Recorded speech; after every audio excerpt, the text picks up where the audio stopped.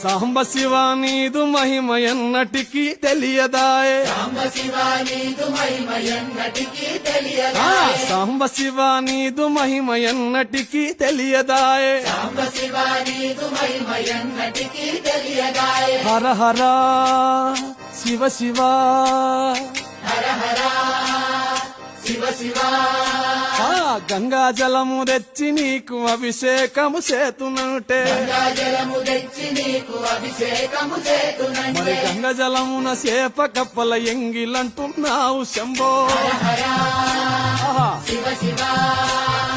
Hara Hara Shiva Shiva